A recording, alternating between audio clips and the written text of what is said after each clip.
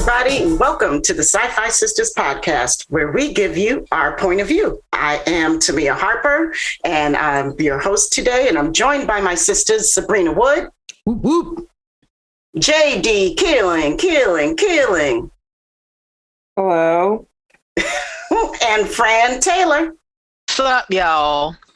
And we have a super special show here on this Trek Geeks podcast network, which we're so stoked to be a part of, because we have a guy hanging out with us that we have all come to love. You might have seen him acting on stage or in a Bread Factory Part 1 or in Release from 2020, but we know him. The SyFy Sistas know him as the son of the incredible woman who joined the sisters and the USS Gerard Holder from Starfleet Command in the house in the Terran takeover of STLV this year. But chances are, if you're listening to this particular podcast, you know him as everyone's favorite new Andorian on the scene, Ren from Star Trek Discovery Season 3. He stole all our hearts in the episodes Scavengers, The Sanctuary, and There Is a Tide, and he is living the ultimate fan dream life. He is the one and only Noah Averbach-Katz. Oh, Yay! wow. What an intro. The way that my mom has always wanted me to be introduced as her son. And that's right. It. She's our friend. It's true. Yeah, actually, she let me be on your podcast, you know. She deemed that it was okay for me to join her friend. So thank you, Mom. I really appreciate it. I'm so jealous that I wasn't in Vegas with you guys, but that's okay because I live vicariously through my other sisters. Hi, Mom. You have a daughter in DC that you haven't met yet. I'm here. There you go. Noah, we didn't know it was your mom at the time.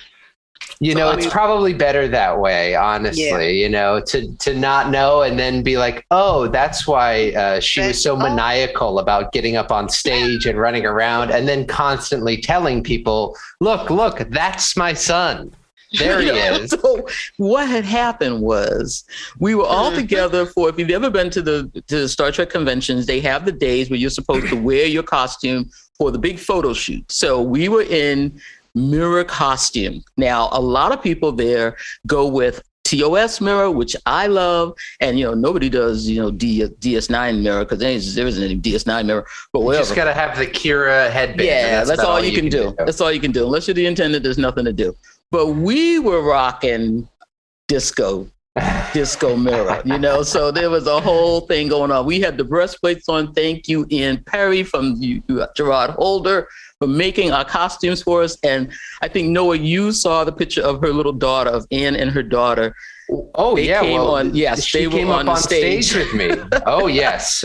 She came out for a second round nap. So I absolutely saw her. She was adorable. So we were rocking those. The littlest emperor. I know. She was sleeping, but in that mirror costume, I was just sort of waiting for her to wake up and stab me in the top of my head. So we're standing around in the Roddenberry stage room, getting ready for the big picture of everybody that's wearing mirror. And, you know, there was one other woman that was wearing disco mirror. So she said, hey, can I hang out with you? And I'm like, damn, she's got all the stuff on. I mean, she was rocking and she had the collar, she had a phaser. I was like, oh, hell yeah, come on and hang with us. So she had been prepping that, sorry to interrupt the story, but she had been prepping that costume for STLV for like a year. Like she had been waiting. She bought it. She got it like cut, you know, because she never really does like big cosplay like that. She'll wear a uniform, but it's never like I'm getting like the full on cosplay. So this for her was like the first time she had done a full regalia of cosplay. So it was kind of a big deal made just for her. And even that phaser, my friend John 3D printed it and sent it to me. And I was like, well, Mary doesn't want a phaser in her house. She has to hold them all day, get it out of here. So I said, Mom, this is perfect for your costume. So she was ready to go. Mary's like, this is a postman's holiday. What are you doing? Exactly. So your mom comes over to me, and I think, Fran, you were standing next to me, or Yvette. I can't remember. So we're in our costumes getting ready. And, you know, we're like, yeah, hang with us.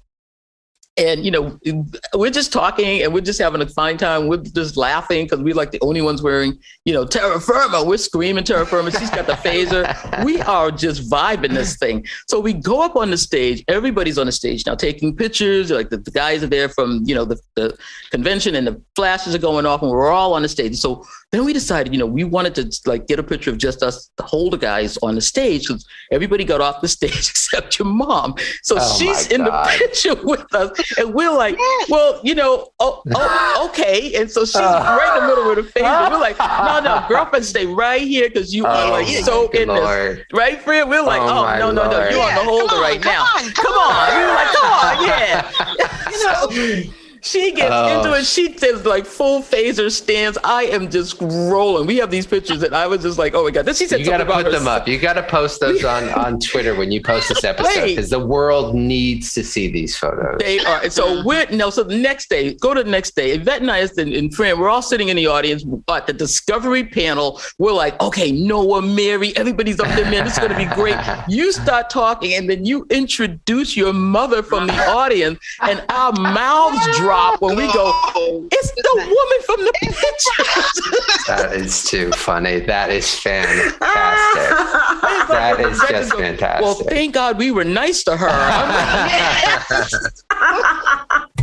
We could have pushed Noah's mother off the stage, and it would have been horrible. Well, I've never heard that version of the story before, where my mom just stayed there, which is absolutely in character. So I know that it's her. My mom, as goofy as she is, has an uncanny ability to seek out the coolest, funnest people at any event. So when she chose you, I knew it was ordained, Kismet. It was really like, these are the people, these are the folks who know where the party's at, who know how to have a good time. So I got to stick with them. And then we were seeing her all around the convention. We were like, yo, hey. Oh, that is just amazing. Well, thank you for letting her stay up there. Of course. I think, she was up there and she just sort of flashed into the mirror universe and was like, go ahead and try to take me off this stage. And she was terra firmament with us. She was terra firmament with us, boy. And she was not moving till the last flashbulb. I know. I was like, I like this woman. Mom, what are you channeling right now? What is this? You're representing me at this convention, and you're like, she was people full are getting real security, vibes. Full chief of security. But she was totally representing you. Then she goes, I'm going to tell my son that he has to do your podcast. And I'm like, well, who's your son? That's so funny. Yeah. What are you talking about? Who? My son? I'm like, okay, you want your son to do our podcast? Sure. Okay, yeah, here's a card, lady. Yeah, tell your son to call us. He's a doctor. What are you talking about? That is fantastic. That's how we know. Funny. That's how we know you now. No. Yeah. Your mother introduced us on Twitter. I was just in stitching. But good. That's fantastic. I love that. Yeah, that's pretty much that all checks out from my end. You're probably being probably more kind to how into it that she actually got. So I appreciate you all holding back and not really, embarrassing her. How loud she was screaming terra firma after you all left. And scream it in the halls. People would sort of flinch. So, I hear that there's some serious power in that costume, though. Once you go terra firma, baby, it does something to you. It's funny too, because I was, my mom is a big Star Trek fan. We grew up watching Next Gen together and Voyager and everything, and I was sort of surprised that this was the costume she chose to cosplay for, like her sort of cosplay ball. This was what she decided on, and it really revealed some things about my mother that I'm not sure I'm ready to fully comprehend yet.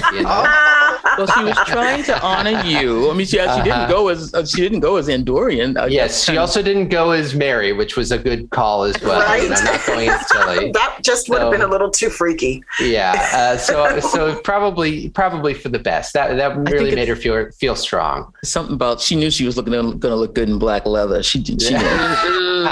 You know what? Mom is beautiful. I think you're right. Your mom is beautiful. When they sent the pictures, I saw these pictures. I was like, who is this woman? She is like, she is looking fly. What the hell? Like, she was. That's why people were like, I'm going to be honest. At first I was like, where'd the white woman come from? Yeah. And then I was like, she looks good. Good. She is rocking it. Oh my God, that is so funny. Yeah. That's exactly what happened. People were like, who's this white woman in all the pictures that we around? How did she have what's going on here? It's like, she's got a phaser. So I guess in the mirror universe, the only real thing is blood, you know? She's got the phaser. What are you gonna do? Right.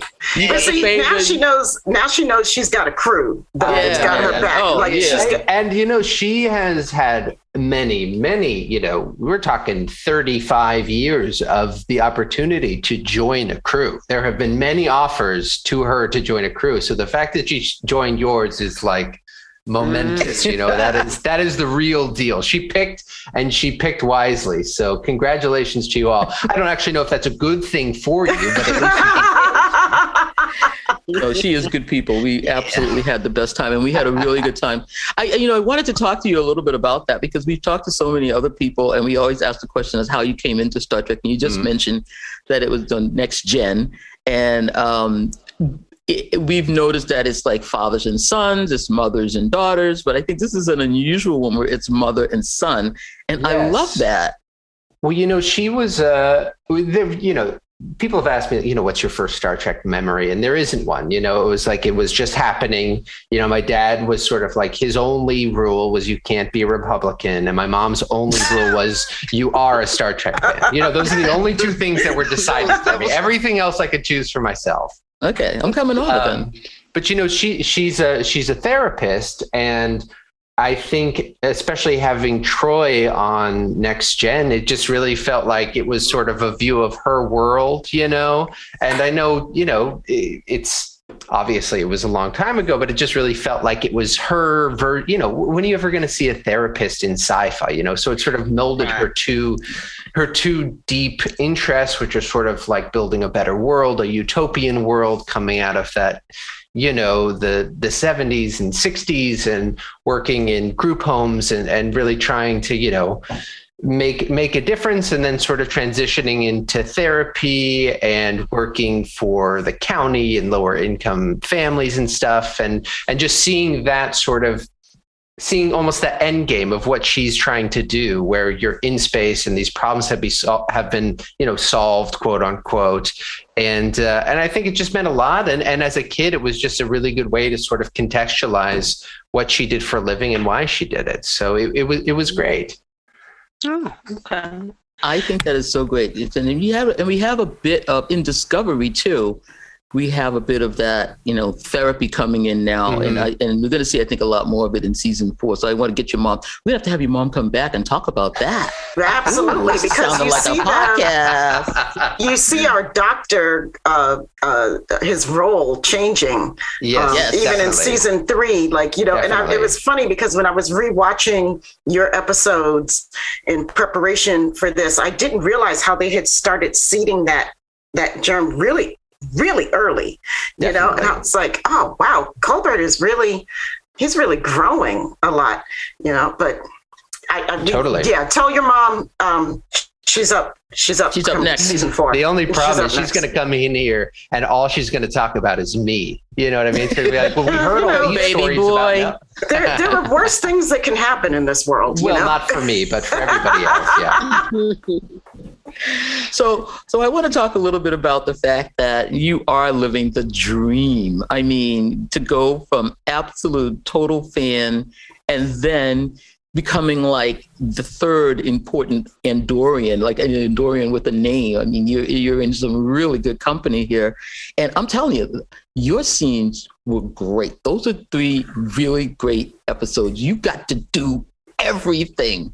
It's true. Can I just jump in here real quick? Please, I got to tell you, because I think that, I mean, it's really cool that you're one of us. And I think that's why one of the reasons why people have attached onto you so strongly and have brought you into the fold so deeply, because you get us, you are us, and you get to also play and do this wonderful thing that we love and bring it to life. But I don't think it would have been so successful if you hadn't have just knocked it out of the park like you did. We would have been like, okay, he's a fan. That's cool. Like, yeah, he's a fan who did it. Like, bye, see you. You're dead now. And now we're all like, how is he dead? Nobody wanted Rin to die. Nobody. And I still argue with those writers. Rin did not need to die. Damn it all to hell. Well, you can talk to my mom about that one when she comes on. She'll definitely go in. Well, it's been amazing, and thank you guys so much. I really appreciate that, and it's been an incredible. It's just been so much fun, I've just been having so much fun, and in terms of like Rin's sticking power and this thing, I did get to do so much in such a short time, I wasn't sort of stuck in one location. I got to interact with a bunch of different characters. I got to be in different locations, different situations. I got to deal with different problems, which especially in Discovery, when you have, so many less, you just have so much less time to sort of delve into characters who aren't either, the main cast and crew or the sort of villain that felt like really kind of actually new and fun and exciting. And, part of what was great was being a lifelong Star Trek fan. I really was able to just both like soak up everything that was happening, but also because I was so excited that Mary was on the show, I had been on set, basically any chance that I could get for the past 2.5 years up to that point. So by the time I got there, I knew everybody already. They knew me. They were excited for me. So, I wasn't sort of trying to find my way in as much. There was still some like, how the hell am I going to act in this blue makeup? But I knew everybody, I knew, so that was really helpful. And then, as a fan, it was really helpful to really understand the Star Trek genre. So like what sort of Star Trek can hold, which is a lot, it can really hold some, life and death, seriousness, getting shot and blasted and saving your friend, but can also hold goofiness and campiness and a thumbs up and holding the cat and stuff. So it really felt exactly, and understanding it as deeply and sort of on like just a cellular level that I feel like I do, it just allowed me to worry about everything else in a way. There was still plenty to worry about, plenty to focus on, but I didn't have to worry about, do I know how to fit into this world? So, I'm really happy, You did get to do everything. Yeah, and I want to say to you, even with, excuse me, I have to say this, even with all the blue stuff on, your eyes for me told a story in every scene you were in. Every single one. I so appreciate that, friend. Because when I first got that mask on, those masks are full face. Every part of your face is covered in essentially like a 1/4 inch coating of rubber, including your lips. Wow. And so the sort of subtle facial movements that a regular person would make to sort of convey emotion or feeling or whatever, they just don't come through. It's not responsive like that. It really is like wearing a very thick mask. And, I was really like, this character was so internal. He was quiet. He was small. It wasn't like, what I had watched Mary Chieffo or Ken do with the Klingons, which are big, and you really want to manipulate and force and pull the mask underneath with your face. If I did that with this, it felt suddenly you could see the mask. You could see the mask bending unnaturally, and also the acting wouldn't match up. If I'm making a big face underneath to manipulate the mask, it would come out false. So, what I did on basically day one is I was like, I got great advice from Doug and Ken and Chifo, who, I love so much. And then when I was on set, I was like, I don't know what the hell I'm going to do. What am I going to do? And I my first days on set, I was with David Ajala, and I watched him do a scene, and I thought, oh shit, he's really fucking good. And I went and watched playback, and I thought to myself, maybe I'll just try and copy whatever David does. I'll just do what David Ajala does. He's amazing and he's great. And really what I sort of noticed in watching his playback was it's just so much was going on in the eyes. And he has these amazing eyes that especially pop on camera. It's just wild what he's able to do. And so I really appreciate that comment, Fran, because really my hope was I'm not going to try and make this mask work. I'm going to sort of let, it's such a unique face, when you look at it, you can really pick up a story from it. It's almost like looking at someone with, who's like sun blasted. You just, that face has a story. I thought, the only part that's really open, the only part that's me is my eyes. And even those had, these really fit contacts in them. Yeah, that's right. But if maybe I could try and focus on conveying the emotion or the beat of the story through my eyes, that the rest of the character, the audience could just sort of imagine onto that face and not worry about whether or not, the small lines were creasing instead. So I really appreciate that. I'm really happy to hear that came through, because it was a real challenge. Definitely. It did. I think that's one thing that all of us picked up on, that we love so much about that performance. There's so much was communicated. I could gush about it some more. I have a question about for my mom. I have a question about the makeup. Is there a reason why they changed from, the TOS, and I know this older style of costuming, but it was just, Jeffrey Combs just had the paint and had a full face open, and you had this other sort of face on. Is there some reason why? Truth is, I don't know the real answer. There's somebody who knows the real answer. I could tell you. I've heard a couple of things. I think, the main thing that I've heard is that with super high definition cameras, these mega cameras, these seams can really start to come through, and the color matching isn't always right. And so having a full face, allows for it to visually be stunning in a way when you go back and look. I love all the old makeup. I love the old Andorians. This isn't, bashing anything, but when you watch these old ones, especially the remasters that were shot on film, and you watch them in AD, you can really see the seams. You can see days where the color wasn't matching, even on Enterprise. So that's sort of what I have heard. That makes sense. But it's a real challenge, and it's a real trade-off that somebody's making that's not me, because it's easy to lose an actor under that mask. I mean, it's almost impossible not to lose an actor under that makeup. That's what makes Doug so insanely impressive, is you never lose him under that makeup, and he's doing it every single day, so that's just such a testament to his talent, because it's so easy to just get completely lost under that, because, having those open places on the mouth, even just having that little bit act a little bit more naturally, just completely changes what you're able to do as an actor. Well, I think that maybe your Julliard background helped you quite a bit. I did do a little research and realized that you, Mary, and the other Mary, Mary, are all from Julliard. Now, were you all there at the same time? We weren't just all there at the same time. We were in the same class. Mary Chifo and I did our first Julliard auditions in San Francisco together in 2010.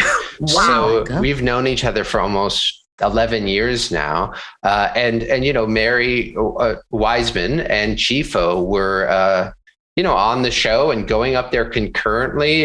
It's just wild, but it's also been amazing, because Chifo was, Mary and I came in the way that Julliard is. There's graduate and undergraduate together. And so Mary and I came in as graduates. I was in my early 20s, Mary's in her mid 20s, but Chifo was 18 when she came into that building. And now she's, in her late 20s. So we've really like spent significant amounts of time together. So getting to see her again now at the conventions, it's just been like one of those extra little treats on top. And I know for her, watching me on screen was an exciting, moving experience for her. She's told me, because it's like, this is my guy and he's on my show now. This is amazing, So you would now all forever be at conventions together, no matter what else happens. Right? Exactly. And she was one of the first people I turned to for mask work, because she is just really, really excellent at that stuff, and really had to go through the ringer with that Klingon stuff. For all the stuff that I had to do in the masks, I didn't have to wear teeth, so that was great. Mm-hmm. Right. No teeth. Oh my God! I just decided to act with my eyes. The whites of my eyes that were open and my teeth. That was it. That was all I got. I didn't get a bat lift though, so that would have probably helped a lot.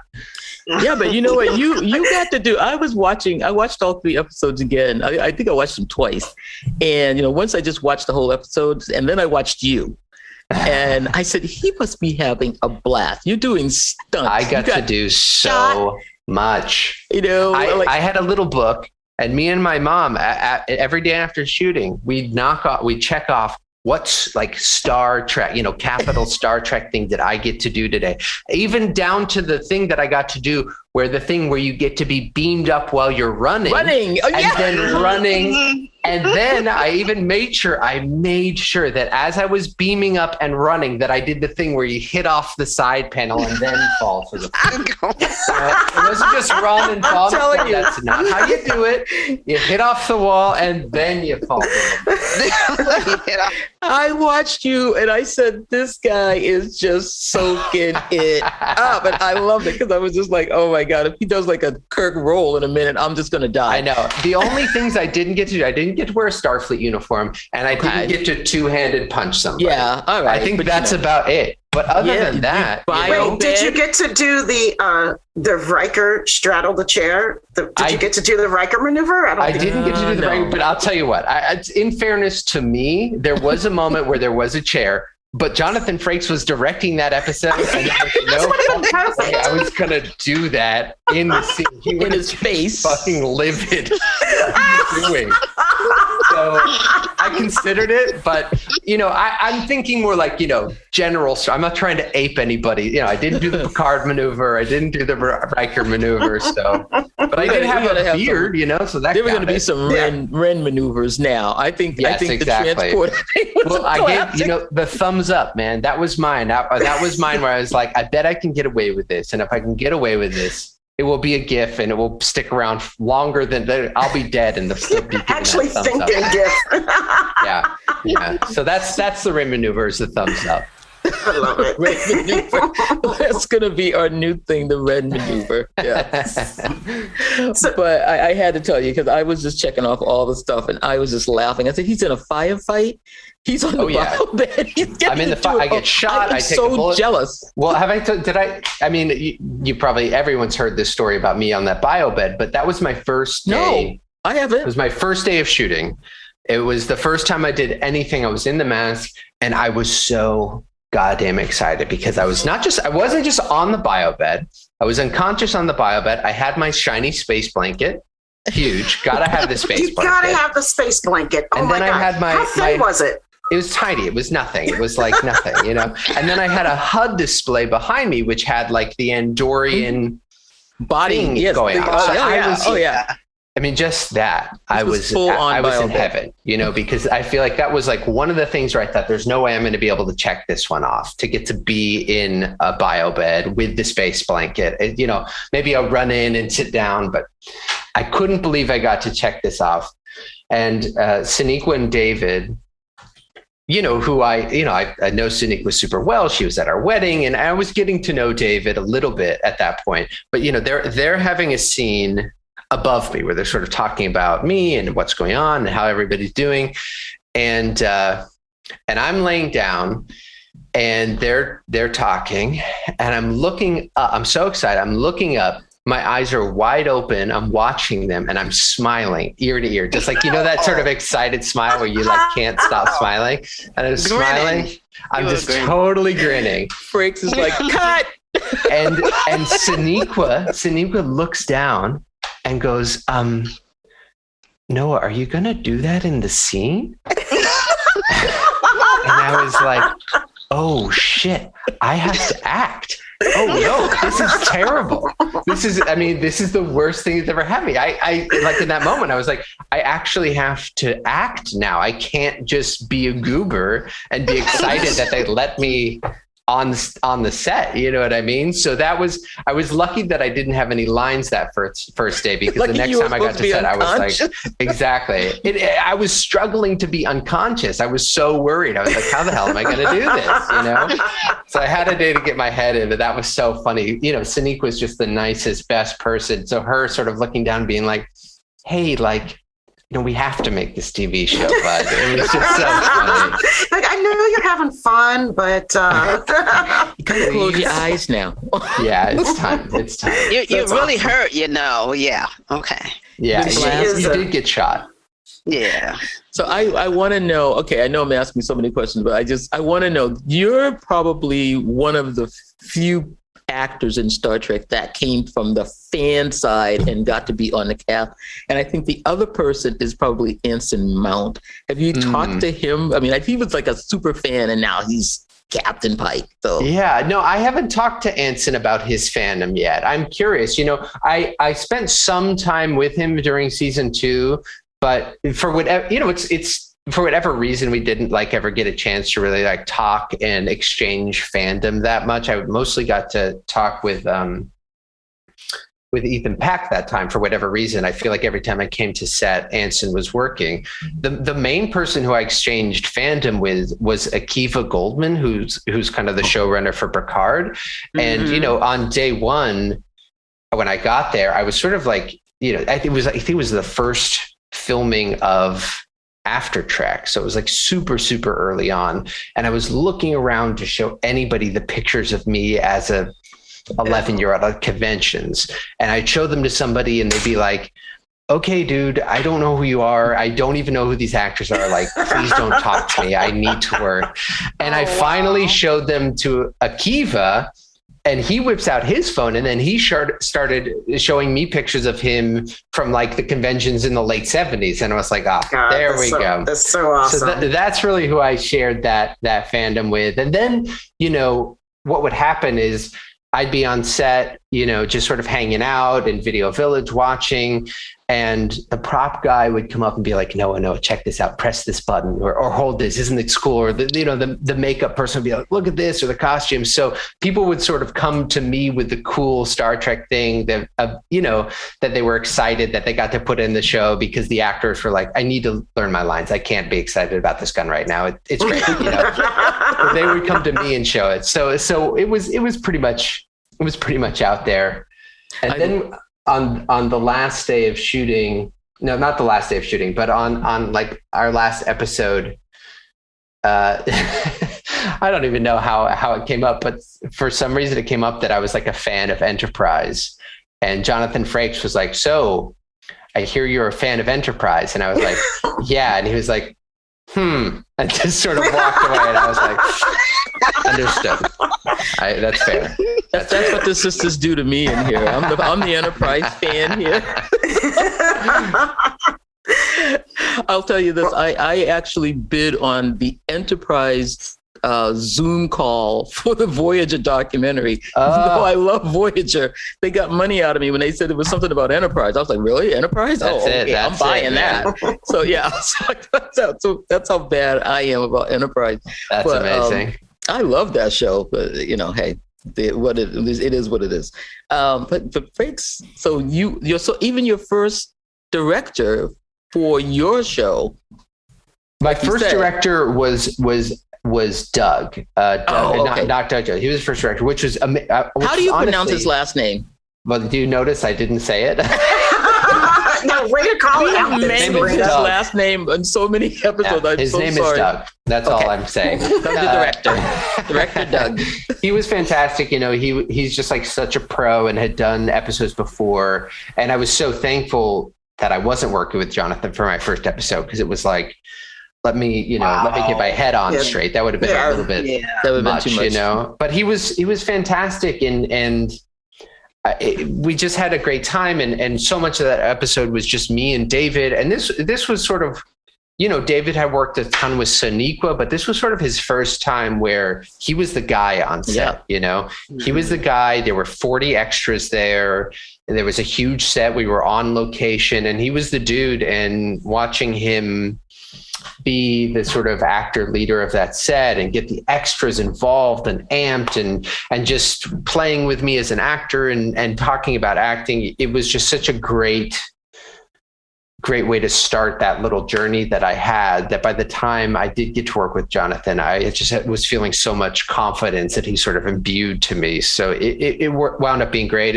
And Doug was just so happy to let us work together and let us try things and let David sort of do his thing as well. So it was just awesome. Well, that's great. It looked like it. I have a quick question, because I kind of want to go back a little bit, because I'm slow sometimes and it takes me a little while to process. That's okay. Kind of like an old IBM. So I want to go back to like your mom and fandom, and growing up with Star Trek. Mm-hmm. How much, I wonder, I know my answer. I know what it is for me, but how much do you think it played a part in you becoming the man that you are? Interesting. I think what my mom wanted to do by taking me, because what she would do is we'd watch Star Trek together. It was just sort of a thing that we did. And then we'd go to Star Trek conventions. And it was a weird time for me to go to Star Trek conventions, because I was like 12, 13. This is like the late 90s. There's no such thing. Cosplay doesn't exist. You know what I mean? Right. There's no such thing as it was around, but like Comic-Con is about comics. You know what I mean? Mm-hmm. It's just like such a different world in terms of nerd culture. So like bringing me to these things, it was always like, ooh, I don't know, should I be going to this? Is this what I'm going to do? So what she would do is she would sort of essentially abduct a friend or two, just be like, hey, get in the car. And then she'd drive us to these conventions. So it was like, well, at least I'm not going just me and my mom. And I think on some level she's trying to, the Star Trek ethos and that stuff. But like, I actually think what she was trying to do was introduce me to ways that people who maybe feel on the outside of mainstream society or mainstream community, or maybe people who feel like there's not always a place for them, where they find a place, and how they interact as a community, and the way that communities that are chosen in this way, or that are sort of found out, the way that they treat each other, and also the way that, people who you don't see or interact with in the, quote unquote mainstream, especially, late 90s mainstream community, get along and find each other and seek each other out, and are allowed to then be themselves, and aren't sort of put down for being themselves. So I ultimately think, that is really a lot of what I took away from my younger Star Trek experience, was having a little bit more empathy and understanding of people who are not allowed into a mainstream community and have to create one for themselves, or have to seek one out for themselves. So yeah, that's sort of what has kind of stuck with me, and I think, a lot of what Star Trek is about and why it's endured, I think the idea of like the utopia is a bit of a misdirect sometimes, because I think what it actually is and why it's endured is that it is about the communities that have formed around it, and the way that people have been allowed to join them and been encouraged to enjoy them, and also been encouraged to be themselves in a way that, basically up until extremely recently was not cool and not okay and not something that people wanted you to bring to the table. And it's only very recently that people are sort of realizing, oh, well, actually, these people had it right the whole time, and we should actually do more of what they were doing. So I think, in terms of how Star Trek has shaped me as a person, and also kind of what I think Star Trek is about, I do think it has a lot to do with community building and finding a place for people to be their authentic selves. I think that's so true. I love that answer, because when I went to my first convention, well into adulthood, that was my first experience with being like probably the freest I had ever felt in my life, and that's what kept me coming back, year after year, to see these people. We all had this shared experience of a really profound freedom that is not afforded in our day-to-day lives. And I love the time context that you put that in too, because, I think a lot of people, I'm around a lot of people who are significantly younger than me all the time. And I don't think that they grasp how different it was. And, they said, well, I would have just done what I was going to do anyway. Like, I wonder what you really have, because me and my friends, like I was with the friends, always friends with the artsy fartsy kids, that was my whole crew. And we were doing our own thing for a long time. And we were like, we were kind of persecuted for that, for doing our own thing. So I wonder how many people, but nonetheless, it lets you know that it was this space for us that I think you're absolutely right about the utopia of Gene's vision being sort of a misdirect. Like, like the fans have always kept this. It's always been about the fans. The fans have always kept this culture alive. And you hit on the reason why. We make the space for each other. To live IDIC, to try to live IDIC every day. Imagine being a little black girl in 1966 and you're a Star Trek fan and you have absolutely nobody to talk to about it. Nobody to talk to about it. I would have called you friend, but I didn't know you. I know, sweetheart. And then imagine being a grown woman and you try to talk to your friends about it. And of course they, their eyes get all glassy and then, oh, here she go again and everything. And then imagine meeting up with other women who look like you. Imagine meeting Miss Nichols. I've met her 3 times. And it's just, okay, I can be myself. I can be myself and I can relate to other people. They relate to me. So, because did you go, of course, I have to bring this up. Noah, were you at the New York premiere? Did you go to the New York premiere? Of Discovery. Discovery was for the 2nd season.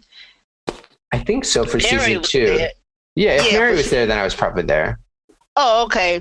I don't know if you were in the movie or not. And this lady stood up and shouted and said, "I've been waiting 50 years for this." And Anson Mount ran up the stairs, and that was me. Wow! Hell yeah! That was me. Yeah, that's amazing.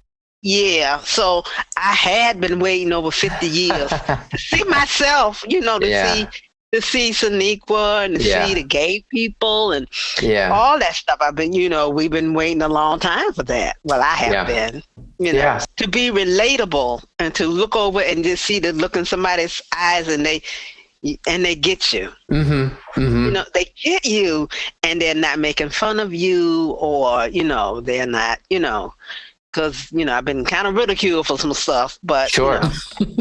Sure. All Trekkies have been. I think, we're coming into the... Yes. Yeah, we've had to take it on the chin. I mean, I remember when Akiva Goldsmith, he came out on the Star Trek Day, And he pulled out his phone on the red carpet and showed the two young ladies his copy of the book from the convention. Yeah, he still had it. And I was not at that one. I was at the second one, but I was feeling it. Yeah, it's like back in the day, you didn't even want to tell anybody that you went to this thing. Yeah. So, and now, you're in Vegas, everybody's having a good time. People are jealous that you're going. They're like, oh my God, we're having whole Star Trek days. We got 4 shows on. We're the coolest thing going. It's a whole new world. Yeah. Yes, it is. Yes, it is. And I took meds to get on a plane to go out to Las Vegas. I hadn't been on an airplane in over 20 years. Wow, that's dedication. And I said, I'm going. And my sister said, who's going to Vegas? And I'm like, oh gosh, that means I got to get on a plane. All that way to meet my mom. How about that? That's right. Okay, so the other thing that I enjoyed about Vegas. So now that we were following your mom around, she said we had to come and meet you. And we went over to meet you at the Dungeons and Dragons panel that you did. And now that was the first time, I have to say, that was the first time I sat that long listening to anything about Dungeons and Dragons. That is like, I came in TOS, Fran and I, we came in back in the 60s. And so there was nothing. And so I think Stranger Things is when it all kind of came rushing back to everybody. Mm-hmm. And so I was sitting there saying like, okay, how did you guys get into this? And how are you? You're the DM of the. So tell us a little bit about that, because I want you to make up characters for the 5. Oh wow! Right now, I want. Tell me what's a DM? That's right. So it's sort of the Big Bang Theory. Sort of like Dungeons and Dragons. Sort of think of it as like a community storytelling game, So there's the players who sort of interact in the world, and then there's the dungeon master who essentially creates the world and all the people who the players don't control. So, they sort of create a little story for the people to run through, and they create the challenges along the way. And then it's all sort of improvised, and you maybe roll some dice to see whether or not things go good or bad. Right. So you that was a great session. I mean, we were Yvette, Fran. I hope it's not your last one too. You said it's your first. Hopefully it's not your last. It was, we had, shooting season 4 was super, super tough. It was right in the sort of worst of COVID, especially in Canada. It was just really challenging.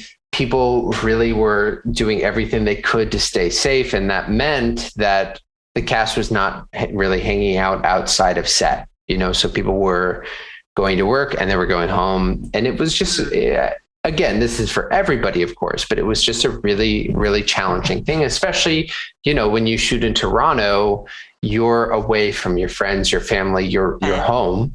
You're in Canada. You're in Canada. And especially at the time, the border was completely closed so you couldn't go back. You couldn't fly back and forth. So, some people had some really long, lonely breaks between the times that they were on set shooting.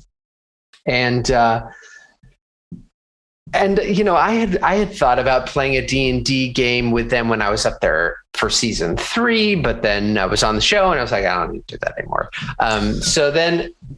So for season 4, I'd seen Anthony tweet, I played a game with some friends, and then somebody mentioned it to Blue and they were super excited about it. And I just sort of like put out the call, and, Ian, Emily Coots, and Mary and Anthony and Blue just were totally game. And we had these weekly D&D Zoom games that people started really looking forward to, because it really gave us a chance to hang out with each other, spend some time with each other. It wasn't just like, at that point, like, and at that point, nobody wanted to do a Zoom drinks anymore. We were over it. There was nothing to talk about. Just leave me alone. So it gave us a chance to sort of go on these adventures together and sort of create some new stories, which is what everybody was sort of so sorely lacking in those really difficult times during COVID, is you couldn't go on adventures together. You couldn't do things together, especially not in winter in Canada. So it gave us a chance to to get to know each other. Blue and Ian were still relatively new, so it gave me a chance to get to know them because I didn't really know either of them that well. And they are hilarious. They're wonderful, and I think getting to know them has been such a joy for me, talking about that sort of younger generation. They are just like light years, they're light years ahead of me in terms of how they operate. And so getting to know them and learn from them was just such an absolute gift.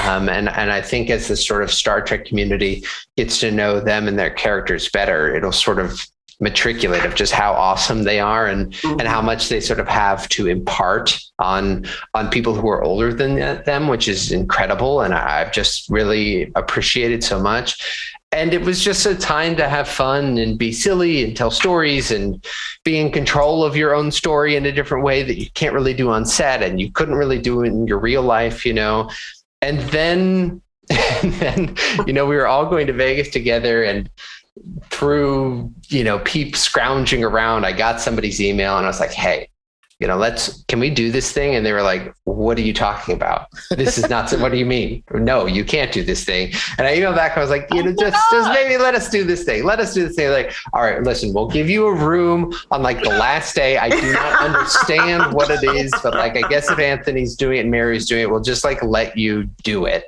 And it was, I don't know, it was so much fun. Like half the people there were absolute D&D nerds, and we're like, it's actually a +5, sir. And the other half are like, what is going on? I do not understand. I was that part. Yeah, that half. Half of the words made no sense. But I think the whole thing was like, look, like, and as a convention goer, this is what I had wanted to sort of offer was like, look, you don't have to understand it. It's just a chance to get to see these people who you really like do some creative stuff, not as themselves, as something that they've created and brought to the table, and also really get a sneak peek at like how they really interact, you want to see how we really interact. It is like that goofiness around the table, So I think even if you didn't understand D&D, you still got a real window into our friendships, which are real, and I think that's just like a really special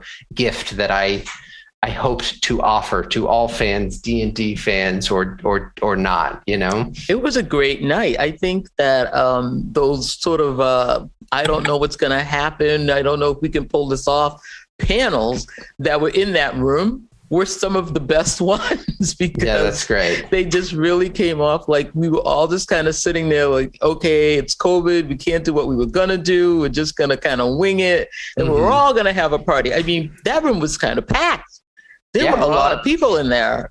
Yeah, everybody came up to my table. I was like, this is maybe the first and probably the last time we'll ever do this. But I hopefully we'll get to do it some more because I think we've had a great time and we'd heard about it, and so we were sort of like, yeah, we heard these guys play this game, and this is going to be like we could kind of watch it. And we could like really like be like with them. This is cool. So we came running in. Plus, your mother told us to come.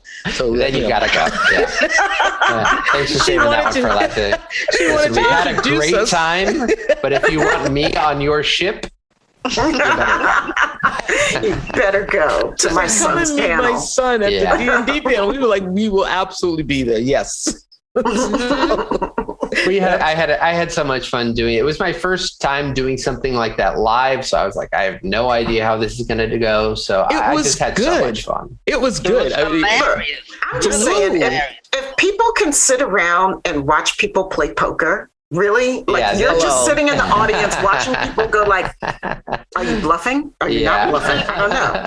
He's tugging on his glasses. Is that a sign? That's one of his tells. Like seriously, they can watch people play D&D. Yeah, and Blue is so funny. They are so funny. They are really funny. And they're just so creative, and I'm just really excited for more of Blue and Ian sort of out in the Star Trek world because they are both just wonderful. I can't wait to see the rest of that story. I really, it's a really interesting story, and I love the whole Trill, and I thought that scene where she first says to Stamos, when they say to Stamos that he was there at the lunch table, and then he just says, yeah, well, okay, and starts talking to, I mean, that scene always makes me kind of tear up. And he's explaining that, yeah, I get it. It's so beautiful because, I mean, it's about that acceptance. It's those words that we all wish that we would hear from those figures in our lives that we're supposed to be getting that type of love and nourishment from, right? I mean, it always touches me so deeply too, every time I watch that scene, because, we get love in a lot of ways from our parental figures or whoever is in our life, supposed to be nurturing us, but a lot of us don't, we really don't. And that just, or even just as friends, sometimes your friends come to you. I'm like the worst at it. My friends come to me for, like this is going on and that's going on. And I immediately go into problem solving mode, like I'm trying to solve all their problems. I'm like, well, did you try this? Did you do this? And sometimes people just want to hear like, oh, what you're going through. Like, I hear you. It's valid. It's okay to feel this way and it's going to get better. And, and that's it. How about when Culber accepted them when he saw when they were on the ship, and he just instantly just hugged them, just hugged in, and I'm like, oh, instant acceptance, instant. It was instant. I'm like, oh my gosh, look at that. He just like, oh, you do have kind eyes. They were right. You do have kind eyes. Every time I see it, I'm like, oh, kind eyes. You see why you gotta know her. There you go. Yeah. Friends are romantic, absolutely. I am. Friends are big softy. Oh yeah. Yeah, I am. People don't know it, but they know now. They know now. I think JD is our Section 31 operative. She runs Section 31. See, she says nothing. Yeah, smart. Yeah, it's a total mark of Section 31.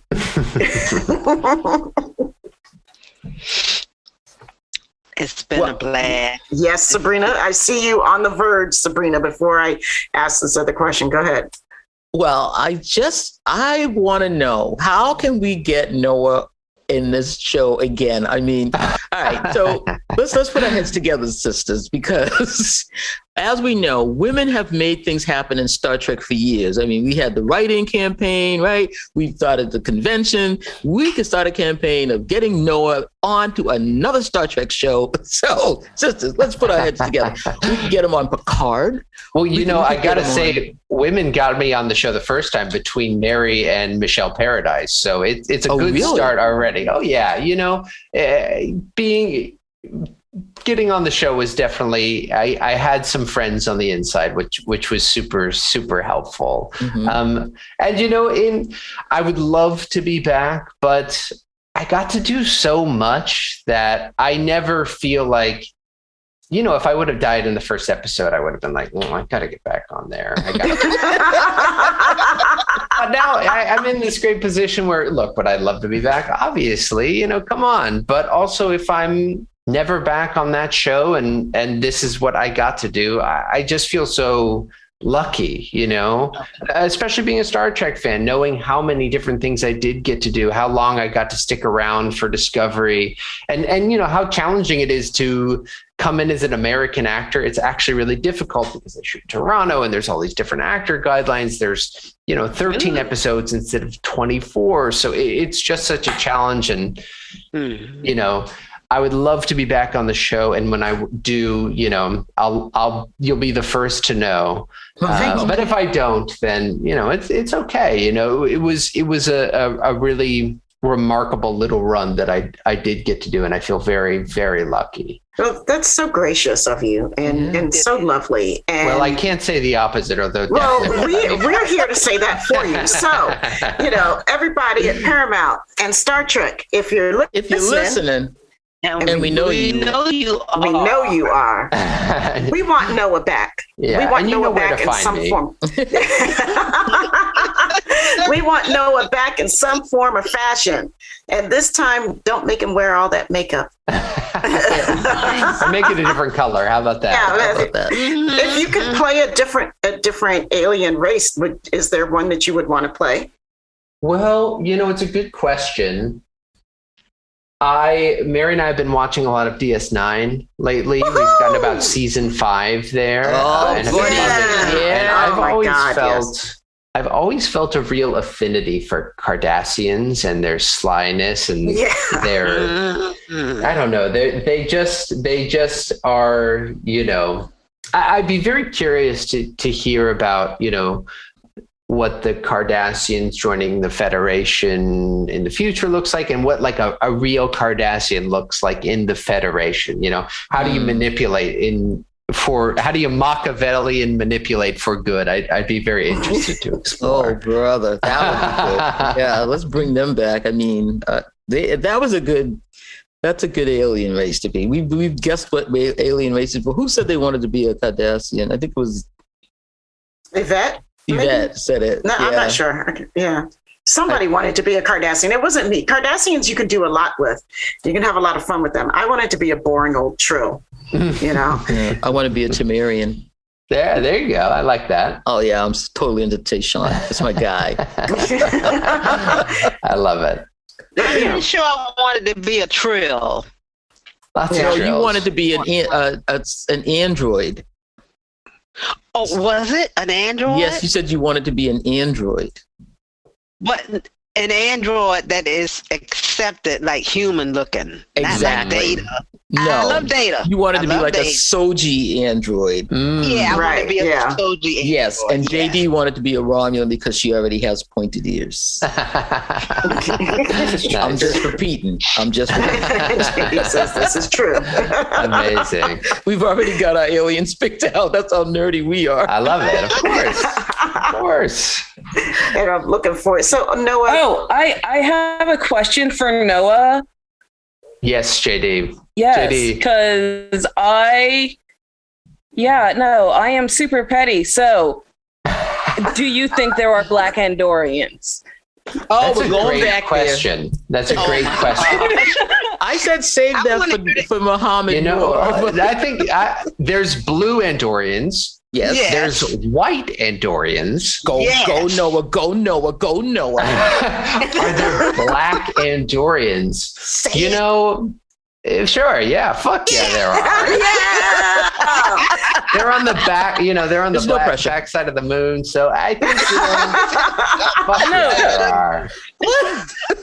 Yeah, I just wanted to get like your official opinion on this. My official beta-canonical position is there black Andorians? Fuck yeah. That's the official. Fuck yeah. Fran can't argue with me anymore. Yeah. No, okay. Sorry. There were no Black Orions. Oh, There are what? Wait. Well, there's a Black Orion. I'm also going to have to disagree with you on that. There are definitely some black Orions. He would know. He works for us. Anytime. Where are they? That's a good question. We haven't seen them yet. I will say, in South Orion. Listen, in fairness, friends. Orion. Yeah. The Orions that we met in season 4 were extremely white. They were Canadian. They were very white. So Okay, yeah. White. They were. That's Oh okay. my God. Janet is extremely white. So We need to back up out of this again because this is how the show went off the rails the last time we started with the Black Orion. I'm just saying, we're everywhere. We're everywhere in the universe. That's all there is to it. Traveling you might find us Then they need to show us.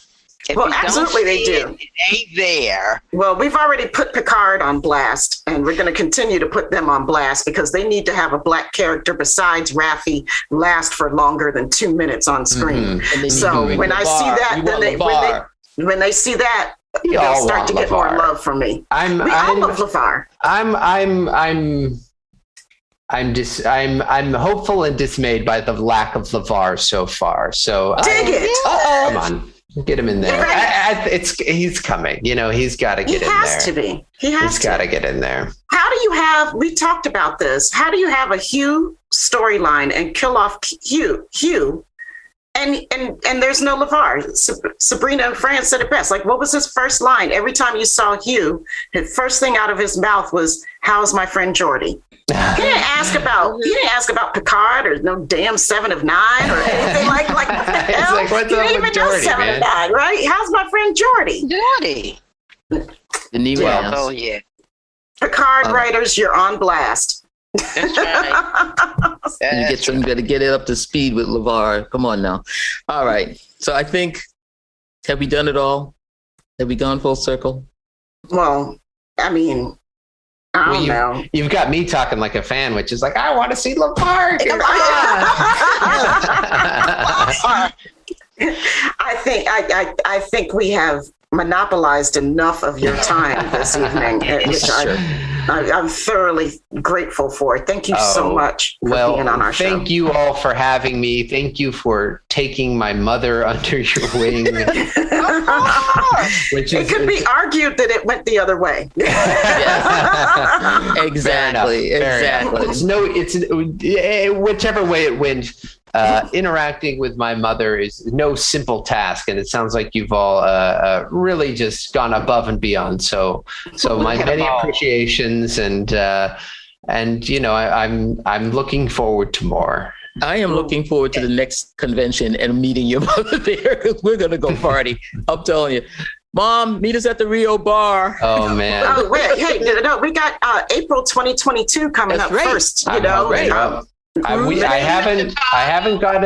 haven't gotten an offer yet, but I really hope to be there. I have some Trekkie family in Chicago that I would love to bring to the convention as well. So hopefully I'll get an offer for Damn, I got to go to Chicago. Okay. You gotta get on another plane, Franny. Oh my God. I gotta get on another damn plane. That's all right. I got 30 pills. I got 30 pills. Okay. There you go. Fran gets on planes for Trek. That's all there is to it. Real Pulaski energy from that. I gotta do this thing. But for you, I'll do it. For you, I'll do it. Data. Do it. Data. Not my name. So, and Noah, Yvette says she's sorry she couldn't be here, that she missed you, but we're here to take her break. She's traveling right now, but we love you. And I honestly had another thing to say, and I don't remember what it is. It went whoosh. It's gone. I'm excited. You guys have an obligation to post these pictures on Twitter with my mom dead center. Oh, believe you me, they will. They're going posted. in the notes. They're going in the notes of this podcast. Good. I can't wait to see them, because we had a couple, but my dad's pictures came out grainy because he was too excited. So I want to see the real ones. Okay, but yeah, ours are pretty cool. We got some good ones. So yeah. I want to get the ones that the guy, the photographer was taking too, because he is. Well, no, everybody left. It was just us at that point. Just the white sofa. Please tell Mary that we love her. I will. We can't wait to see her work for next season. That we're all like, she's a gem, man. She's so awesome. There you go. Yes, I would definitely let her know. And I agree. We heart Mary. Me too. We heart Mary really big. That's the show. That's the show. I'll tell you. Mm-hmm. That is the show. And okay, we're going to keep it going, because we were formed. I don't know if you know this. The reason why we even came together was because we were defending Discovery on the internet. And we finally just broke away from all of the other groups and formed our own group so that we could just talk about Discovery all daggone day long. I very much appreciate that. And that whole topic is a whole nother podcast, which I'm sure you all have covered eloquently and brilliantly, but it's very much appreciated. Let's just say that. It's appreciated, from all the cast, Mary, me, Sonequa, those things really matter to us all. So we've much got appreciated. You're welcome. And we've got Discos back, like for real. All of it. Like the entire cast. I mean, we love you all. Good. Straight up. Ask me about a beef I've got going on with another person somewhere else. So, folks, thank you. Show. We're going to wrap this bad boy up because we're descending into chaos now. Thank you for listening. Thank you, Noah, for being here. If you guys have opinions that you would like to express towards Noah, and if you strongly disagree with him about whether or not there are Black Andorians, bring it on. Bring it on. Noah, where can they bring it on? They can, if they have opinions where they disagree with me, I don't want to hear it. I'm always right. That's right. So you can, do whatever you want. But if you'd like to say how right I am, how you agree with every opinion I have, if you'd never disagree with me, you can find me on Twitter at N_K. Oh, wait, N_A_K. All right, God, I know my name. It's okay. It's pretty long, but I know it. And I'm on Twitch as the Type 1 Trekkie. We've been having a really fun, amazing time just enjoying each other's company. So that's been wonderful as well. So you can hang out with me there. Do you have anything you want to shout out or promote that's coming up recently that you want us to know about? Nothing. There's a couple of things which will come shortly, which will you'll know when they're there. Okay. But in the meantime, just come hang out with me on Twitch because we can really have a real just a good vibes hangout session there. Nice, awesome. You might convert some OGs over here to Twitch. So we'll see. Wow, that would be real. So everybody, thanks for listening. If you want to get in touch with the SyFy Sistas, Sabrina, do you want to do the rundown, or shall I do the rundown for you? You can do it. Okay, let's see how much I can spell. SyFy Sistas, we are SyFy Sistas. We are on Facebook at the Mothership, which is MUTHASHIP, and the SyFy Sistas Book Club, which we meet every other month. We also are on Twitter at SyFy Sistas and on Instagram at SyFy.Sistas. So join us. And one last thing before we go. The baddest engineer in the universe is Dose the Anonymous. Dose. So if he's responsible for all the music that you hear on our show, as well as our engineering, if you need music productions or engineering, reach him at dosetheanonymous1@gmail.com, DOSTHEANONYMOUS, the number 1@gmail.com. People, we love y'all. Noah, we love you even more. Mary, if you're listening, and we know you are, we love you the biggest. Hell yeah. All right, y'all, we're out of here. Peace, love, and hair grease. Bye. Later, y'all.